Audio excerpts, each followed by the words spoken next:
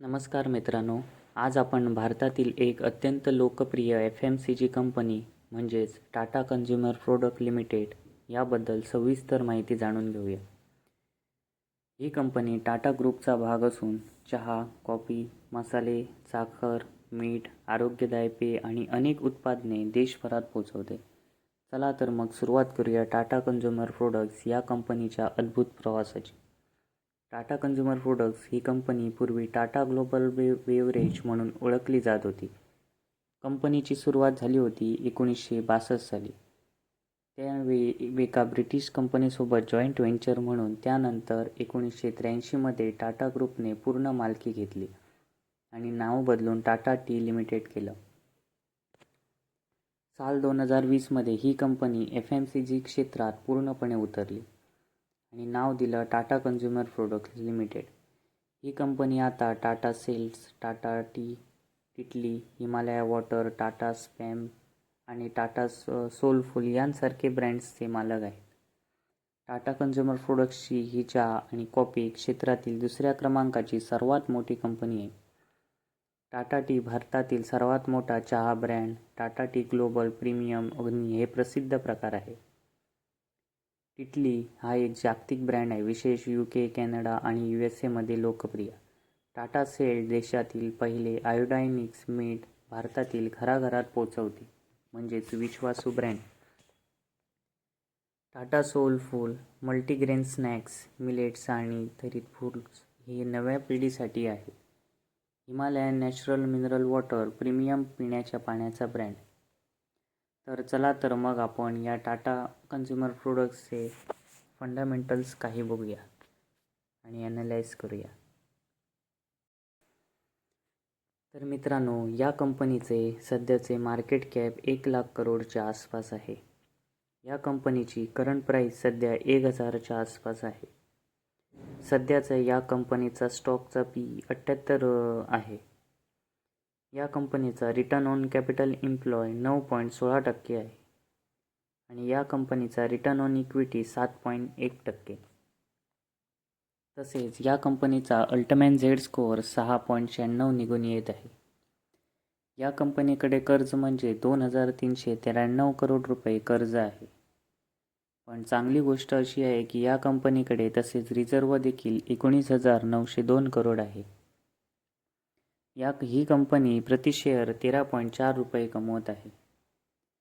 या कंपनीचा सध्याचा करंट असेट्स 8,677 करोड रुपये. चला तर मग आपण या कंपनीचा कंपाऊंडिंग सेल्स ग्रोथ बघूया. 10 वर्षाचा 8% आहे, 5 वर्षाचा 13%, 3 वर्षाचा 12% आणि ट्रेलिंग 12 मंथ 14% आहे. तसेच या कंपनीचा कंपाऊंडिंग प्रॉफिट ग्रोथसुद्धा 10 वर्षाचा 15%, 5 वर्षाचा 15%, 3 वर्षाचा 9% आणि ट्रेलिंग 12 मंथ -1%. तसेच या कंपनीचा स्टॉक प्राईस CAGR सुद्धा 10 वर्षाचा 23%, 5 वर्षाचा 16%, 3 वर्षाचा 11% आणि 1 वर्षाचा -12%.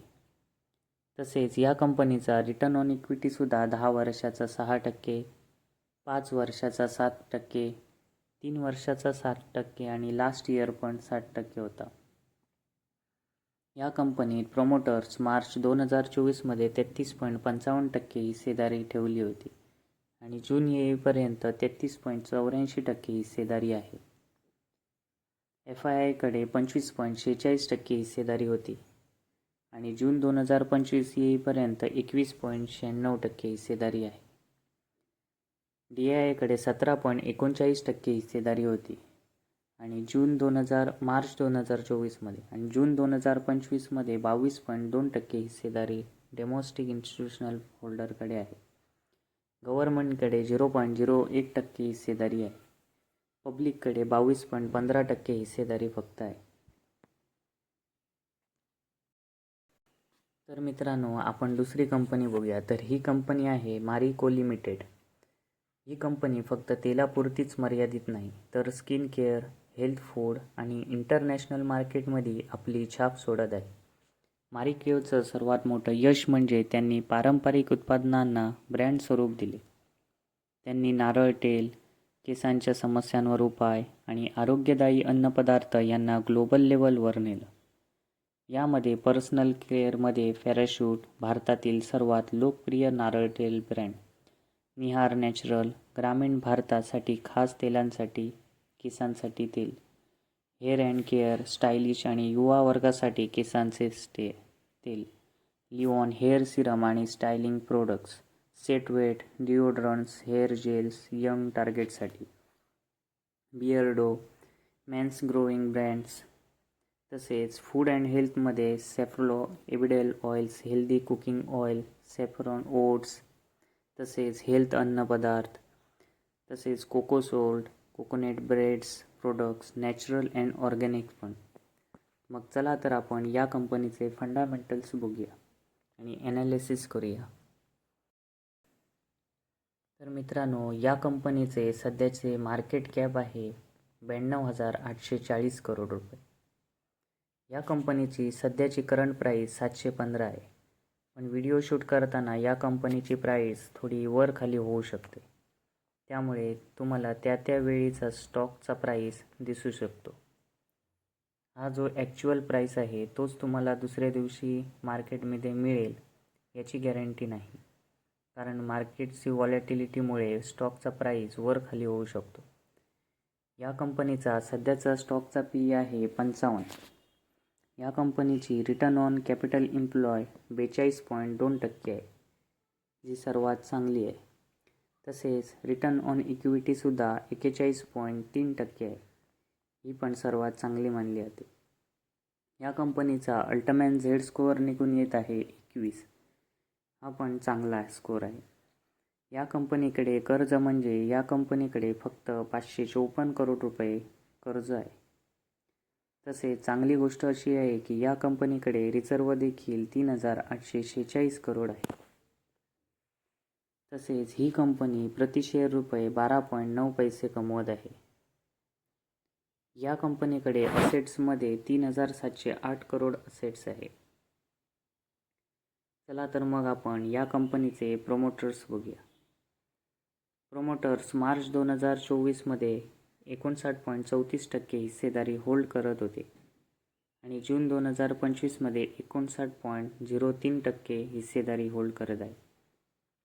FIIकडे 25.55% हिस्सेदारी मार्च 2024मध्ये होती आणि जून 2025 येईपर्यंत 23.62% हिस्सेदारी राहिली. DIIकडे मार्च 2024मध्ये 9.78% हिस्सेदारी होल्ड करत होते आणि मार्च 2025 येईपर्यंत 14.12% आणि जून 2025 येईपर्यंत 12.61% हिस्सेदारी होल्ड करत आहे. या कंपनीत गव्हर्नमेंटने सुद्धा 0.10% बारीक छोटासा हिस्सेदारी होल्ड केलेला आहे. पब्लिककडे या कंपनीत मार्च 2024मध्ये 5.13% हिस्सेदारी होती आणि जून 2025मध्ये येईपर्यंत 4.51% हिस्सेदारी फक्त पब्लिककडे आहे. तसेच अदर्समध्ये जून 2025मध्ये 0.12% हिस्सेदारी आहे. या कंपनीचा कंपाऊंडिंग सेल्स ग्रोथ 10 वर्षाचा 7% आहे, 5 वर्षाचा 8%, 3 वर्षाचा 4% आणि ट्रेलिंग 12 मंथचा 17%. या कंपनीकडे कंपाऊंडिंग प्रॉफिट ग्रोथसुद्धा 10 वर्षाचा 11%, 5 वर्षाचा 9%, 3 वर्षाचा 10%, तर ट्रेलिंग 12 मंथचा 10%.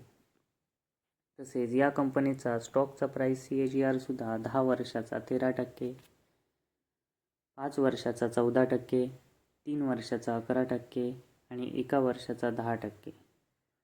तसेच या कंपनीची रिटर्न ऑन इक्विटीसुद्धा 10 वर्षाची 37%, 5 वर्षाची 38%, 3 वर्षाची 39% आणि लास्ट इयरचं 41%.